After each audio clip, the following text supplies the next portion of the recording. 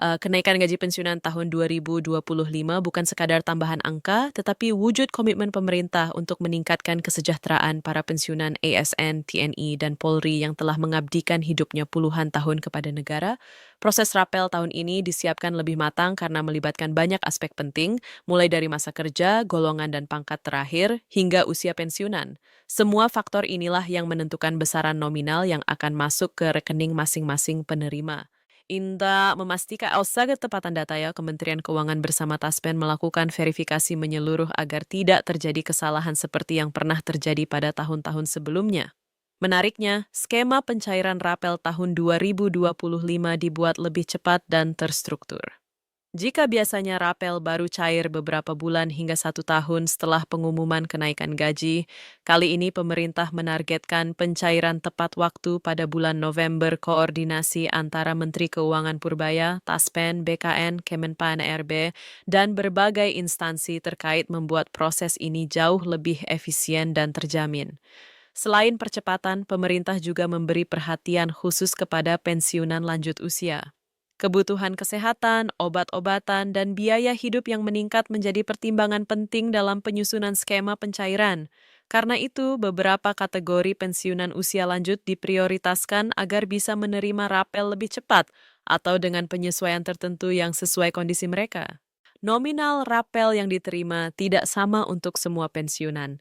Besarannya disesuaikan dengan golongan terakhir, masa kerja, serta gaji pokok sebelum pensiun.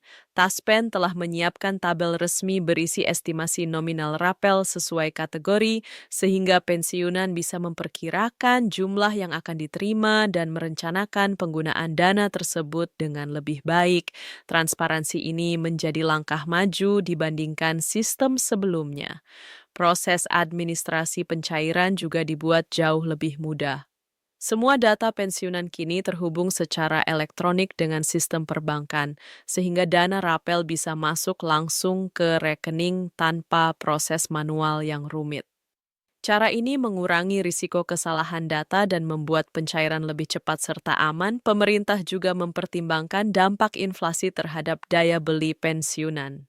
Kenaikan gaji pokok dan rapel tahun 2025 dirancang agar pensiunan tetap bisa memenuhi kebutuhan sehari-hari meski harga barang dan jasa meningkat.